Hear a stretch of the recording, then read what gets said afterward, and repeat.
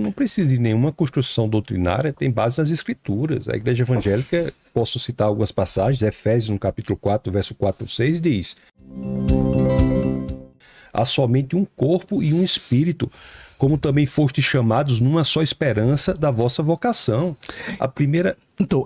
Essa mesma ideia de que sim, eu posso criar uma igreja a partir da Bíblia é um pressuposto. Assim como a ideia de que eu posso criar uma igreja em Roma, como o próprio Pedro não fundou a igreja em Roma, foi em Jerusalém, como líder da primeira reunião da igreja de Jerusalém, não foi Pedro, foi Tiago, como Paulo repreendeu publicamente Pedro. Então assim, mas deixa eu só expor. Na pergunta aí você já falou. Se o senhor quiser usar os meus minutos, o senhor pode fazer, depois eu uso. O que é minha vontade. Mas o senhor também está dizendo certas coisas com as quais eu discordo veementemente. Claro. Eu estou respeitando só o momento de dizer. Deixa os 3 minutos dele, aí você tem eu só queria que a gente não dispersasse, sabe? Minha base são as escrituras. Eu estou citando as escrituras, não estou dispersando. Estou citando Efésios 4, não estou dispersando. Estou citando as escrituras. Não é? Inclusive no Novo Testamento, que é o mesmo texto para nós dois. Então, Efésios 4, no capítulo 4 a 6, na primeira epístola de Pedro, no capítulo 2, no verso 9, nós temos dizendo: vós, porém, sois raça eleita, sacerdócio real, nação santa, povo de propriedade exclusiva de Deus, a fim de proclamardes as virtudes daquele que vos chamou das trevas para a sua maravilhosa luz. O Evangelho de São Mateus, no capítulo 18, se nós formos para o verso 20, capítulo 18, no verso 20, nós estamos dizendo assim, porque onde estiverdes 2 ou 3 reunidos em meu nome, ali estou no meio de vocês. Isso claramente, com base aqui nas escrituras, demonstra de maneira indubitável que a igreja do Senhor é um corpo místico, independentemente de qualquer ramo específico. Outra coisa, padre, o fato de haver mais de uma denominação é indício de uma visão ortodoxa. Olha só que interessante, o ramo específico do romanismo quer o quê? Ser exclusivo. Quando na realidade nós temos várias maneiras de interpretar que é fruto da ortodoxia. Orto quer dizer reto, doxa quer dizer opinião. O cristão ele pode investigar as escrituras, ver qual é a interpretação correta, discutir qual é o certo e o que é errado. Porque no momento que se não pode fazer isso, pode cair em coisas que a gente não pode concordar, ou fica difícil de concordar. E aqui eu faço uma pergunta específica, só para mostrar ao Senhor como às vezes é difícil não ter a possibilidade de discordar. Por exemplo, a Igreja Católica tem um posicionamento com base na encíclica Humani Generis, o Papa Pio XII, também tem uma mensagem, a Pontifícia Academia de Ciências, que foi feito pelo Papa João Paulo II, a mesma mensagem. A gente pode aprofundar esses documentos, se o senhor quiser.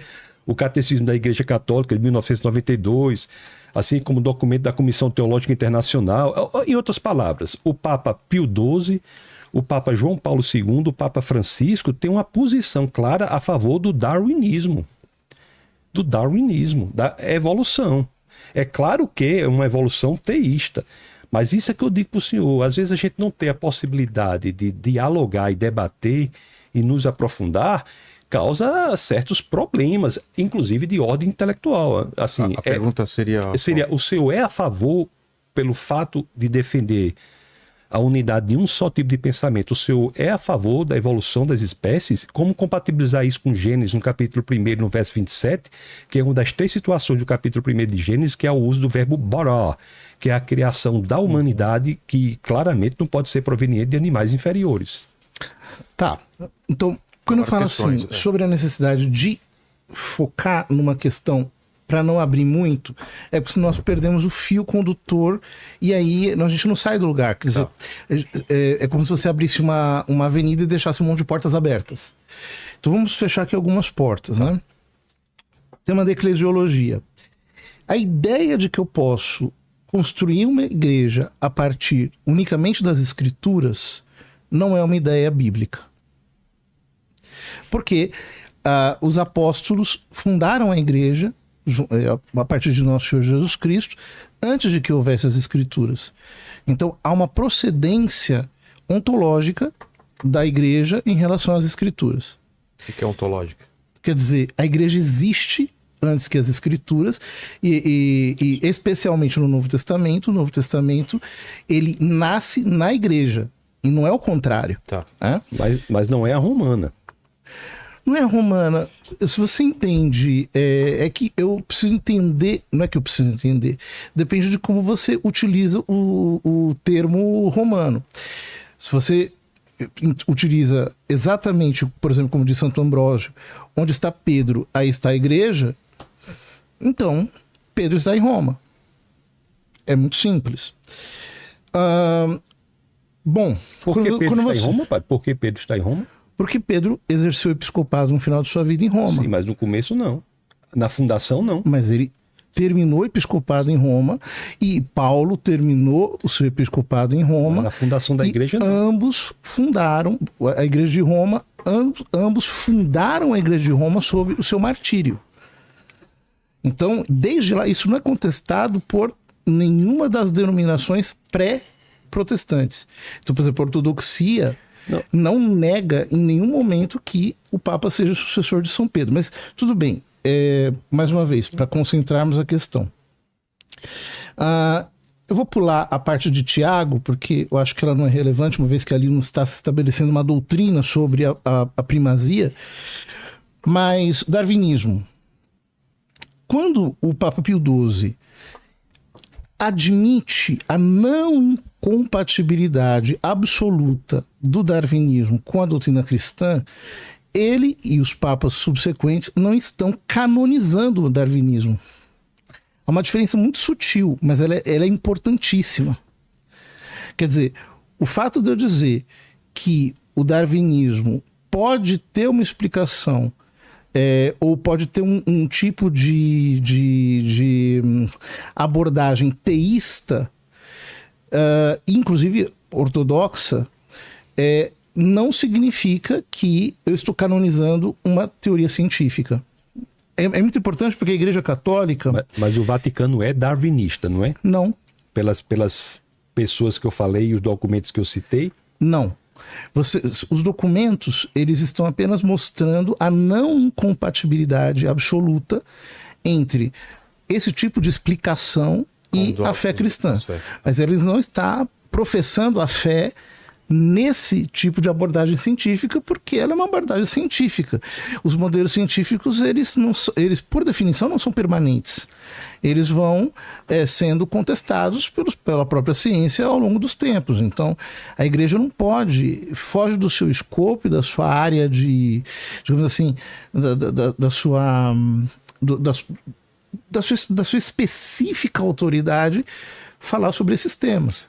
Então, por exemplo, Pio XII garante que dentro do darwinismo o poligenismo, por exemplo, não é compatível com a doutrina católica. A Igreja Católica não é poligenista, eu concordo com o senhor. Isso é verdade. Agora, é monogenista. Isso. Agora, e depois, que você não pode utilizar, por exemplo, os modelos evolucionistas para daí decalcar verdades filosóficas, antropológicas, teológicas, etc. Então, a igreja estabelece, digamos, os limites epistemológicos, mas sem professar sua fé naquilo. Sem querer usar, mas usando a terminologia que o senhor falou, fica... Eu vou fazer isso porque o senhor falou, mas fica como se fosse uma nova Torre de Babel, então, da mesma forma. Não. Cada um diz uma coisa. Não. Eu preciso saber o que é de fé e o que não é de fé. Quer dizer, uma coisa é o que é de fé, ou seja, o que é revelado por Deus. Eu não posso, digamos assim, utilizar a divina revelação para dar suporte a uma teoria científica que pode ser descartável. A divina revelação é permanente. Então, quando a igreja diz que não, a fé é esta aqui, essa hipótese científica, ela tem essa possibilidade, tem aquela outra possibilidade. Ela não está professando a fé naquela hipótese científica, mas ela está apenas estabelecendo os limites epistemológicos que fazem com que ela seja admissível ou não no diálogo com a fé.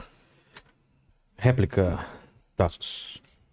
Bom, não estou dizendo que a Igreja Católica adota a teoria darwinista por uma questão de fé. Não chegaria a tanto. O que eu estou dizendo é que há expressões que, a meu sentir, são preocupantes e eu acho que as pessoas são livres para dizerem. Mas no momento que você acha que uma denominação tem um só tipo de pensamento, ela se torna menos ortodoxa. É o contrário.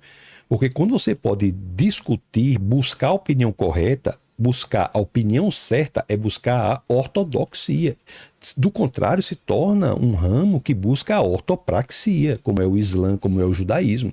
A ortodoxia pressupõe a possibilidade do diálogo, do debate e das opiniões diversas. O Papa Francisco, no 2014, afirmou: Deus não é um mago com varinha mágica. Então, isso aí eu não sei exatamente, e a gente também não pode julgar todo um discurso por uma frase, enfim, mas é um posicionamento que eu quero dizer apenas que quando não há uma abertura de diálogo, de discussão, de entendimento, de aprofundamento da palavra, foge-se da ortodoxia, não se aproxima dela. E eu reitero, a igreja é católica apostólica, só não me parece ser romana, porque foi fundada em Jerusalém.